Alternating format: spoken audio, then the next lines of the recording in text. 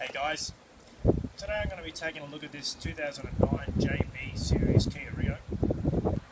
Now when I think of Kia Rio, it sparks my memory back to 1999 with their TV ads featuring Nick Giannopoulos.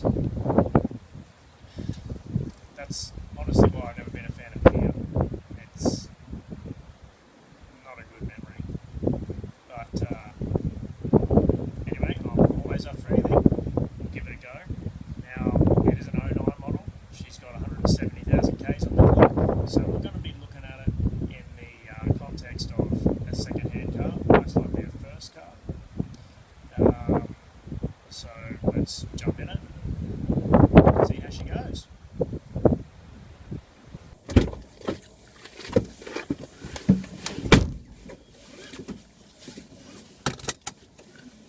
Let's take it for a drive.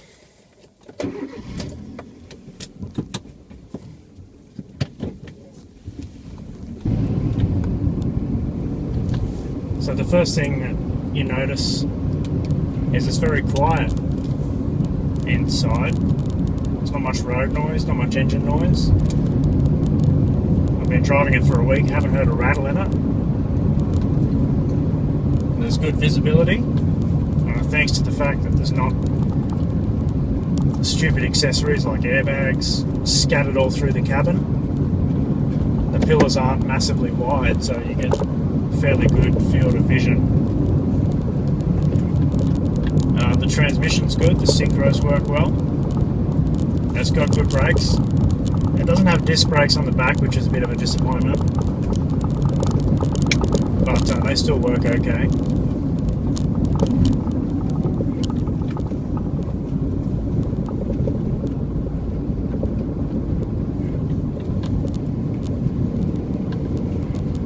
As far as the engine goes, it's very, very good.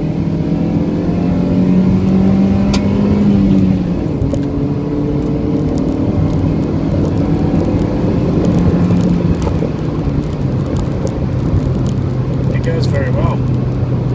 What surprised me is it's only a 1.4. It's powered by a Hyundai G4 double overhead cam 1.4 litre. I'm very, very surprised because when I was driving it, when I first hopped into it, it sort of it gave the feel of at least a 1.8 engine, possibly even a 2 litre. I was expecting a 2 litre when I looked under the bonnet and found a 1.4. So very, very impressed. It goes really well. It's not geared overly high, so at 100 k's it does 3,000 in overdrive. Certainly not over revving for a small engine. Just cruising along now, I've got it in top gear doing 70 and it's doing just over 2,500.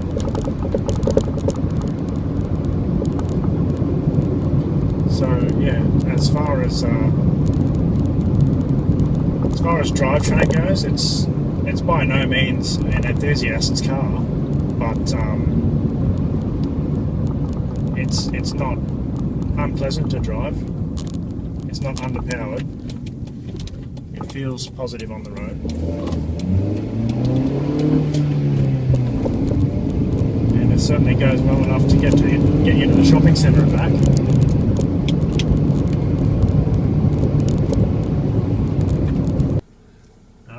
So here she is at night. This is how it looks. Orange backlight, adjustable dim.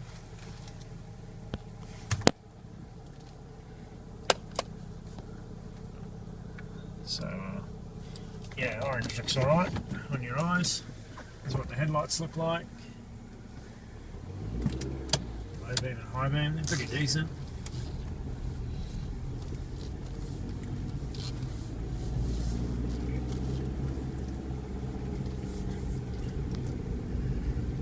Seems to function as it should.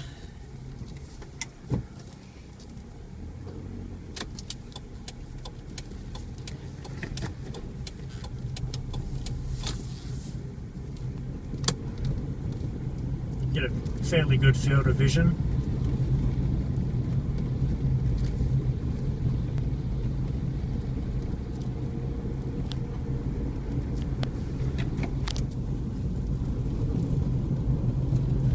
Certainly nothing to complain about.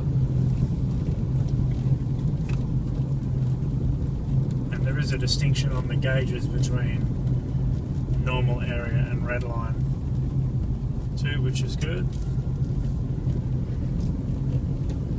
Something that should be standard, but some cars don't have it.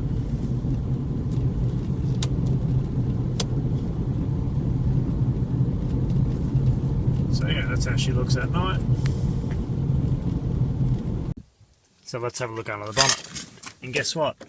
The latch is even on the right side.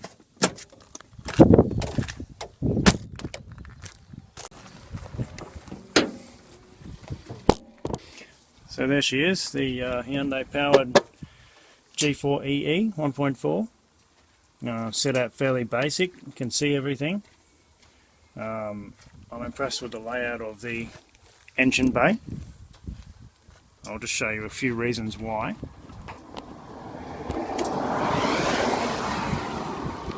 I can see the whole front of the engine here. All the drive belts, okay. It's only going to take the removal of this top engine mount and we're going to be able to get to the cam belt cover and everything to be able to service that in the future. I can see the fuel rail. It's all visible. You can get to the throttle body. It's still a cable driven throttle. Okay, it has two wasted spark coil packs, so no special coil pack or coil on plugs or anything. I can see the crank angle sensor, I can see the cam angle sensor. That's all very visible. The radiator looks pretty simple to get out. It's not buried underneath anything. Airbox, very, very easy to get to the air filter. Even the ECU is here if we needed to get to it. All your fluid levels, your brake master is actually on the left hand side. Clutch master has a reservoir. You have your coolant header tank and your power steering tank. So very, very impressed with the layout. Good job Kia with that one. I think that's going to save us some money in the future and some headaches.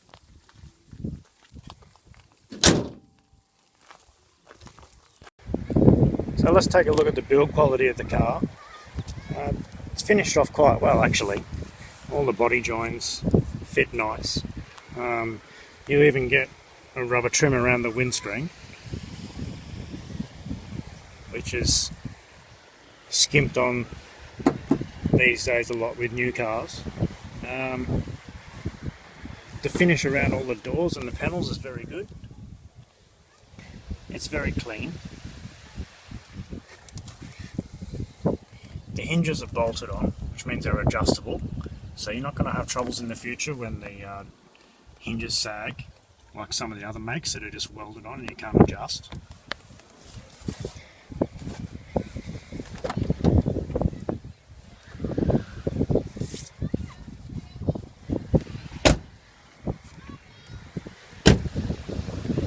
Let's have a look around the tailgate. Once again, finished off. It's basic, but it's finished off well. There's no real areas for rubbish to collect, to rot down and cause rust. I haven't seen an area of the car that I thought wasn't finished off well. In the back, we've got some tie-down points. That's handy, I guess, if you've been to the market and bought a crate of pumpkins. We have a full size spare wheel. Boot size is quite generous actually. Room for you know, a really super-sized suitcase or two small ones, or you know, a couple of chickens or something.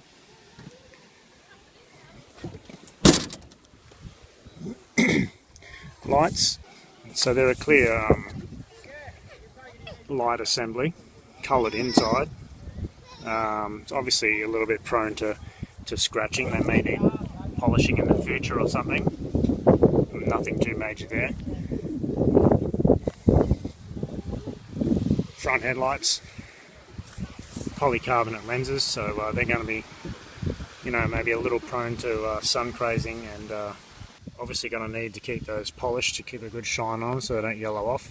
Good part about it is it uses standard H4 headlight globes, so you know, they're nice and cheap to replace, about $10 each. Not like some of the other makes where they're over $130 each. So let's take a look at the interior.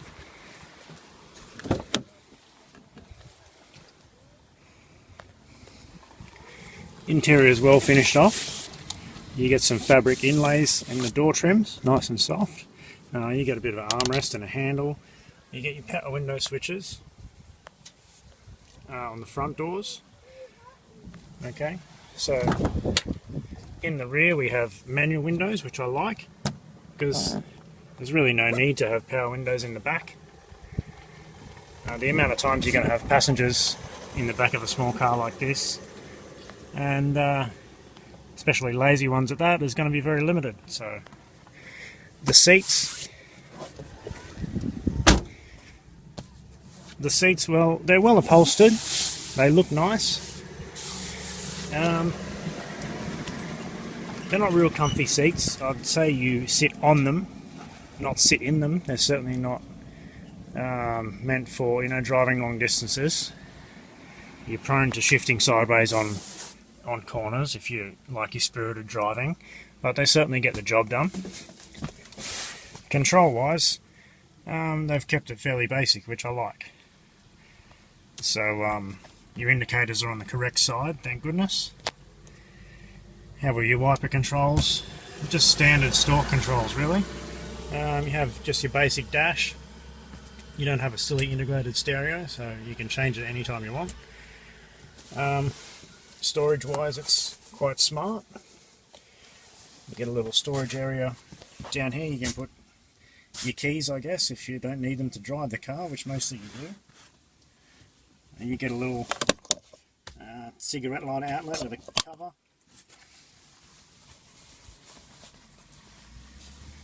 Get a little cubby there to put, I don't know, hand sanitizer in or something.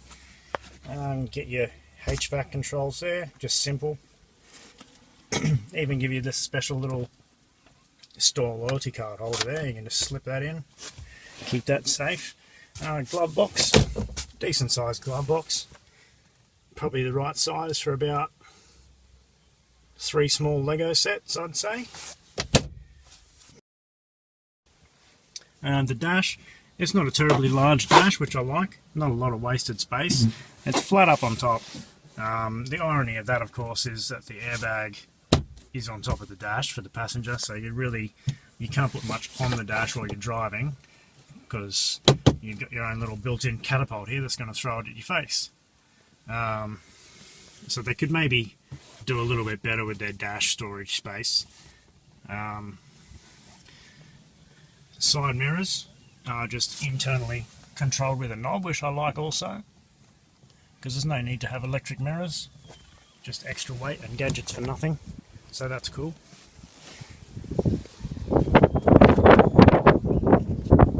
For your back seat, they fold as well, if you want to carry some fence palings in your car or whatnot. The back pillar, I guess, is a little large.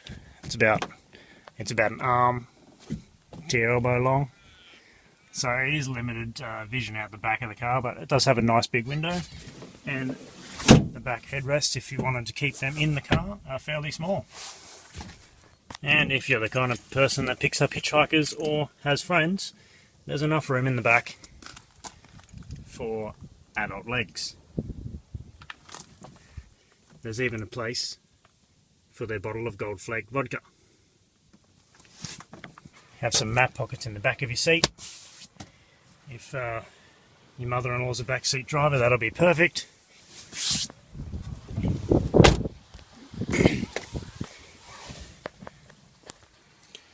So there we go. There is 3 things that I don't like about the interior. I describe them as being fairly minor. The first one, and the most important one I feel that they missed, is the fact that there isn't a temperature gauge. in the dash, which means the car just has a light. So everything's good, everything's good, everything's good. And whoa, I'm overheating. So it'd be nice to have a bit of warning there. The second is the shape of the handbrake handle. It's very square. Kind of feels like it's out of the 80s. Just doesn't feel comfortable in your hand. That's very minor. And the third but last thing is the sun visors. They're sort of inset into the hood lining here. And when you go to unclip them out of the retainer, there's not enough room and they jam in there. And they're very hard to pull down. Which means when you're driving, you really have to unfold it and then pull it out, which is in your vision and in your road. Other than that, I think they're onto it. They've done a good job. So there we go. It's been an interesting week in the Kia Rio. I say I'm pleasantly surprised. It takes a lot to do, but you know what? I honestly am surprised. So Nick Giannopoulos, you didn't ruin it for me, mate. I'm quite happy. Anyway, let's get to the business end of it. How do I rate the car? Well, drivetrain, really, really good. It's good. The engine runs nice and smooth. I've never had it falter. It idles good. It runs good. It's great. It's nice and quiet. It's not noisy. It runs quiet. Transmission's good. Synchros work well.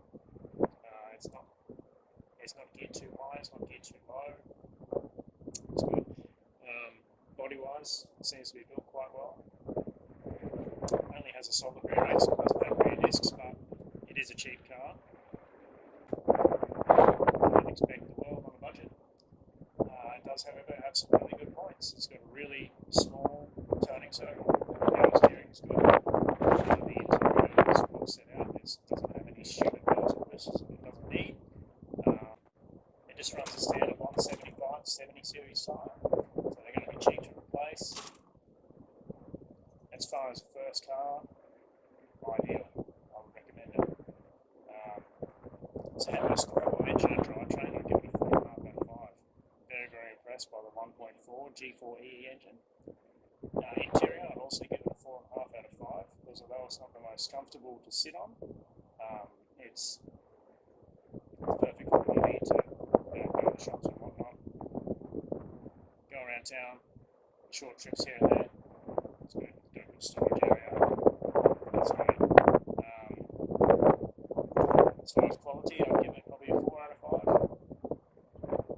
There's certainly things you could improve on, but hey, you know, how would I sum it up? Well, it's good. Don't expect miracles, but it's better than most. 4 out of 5. Until next time.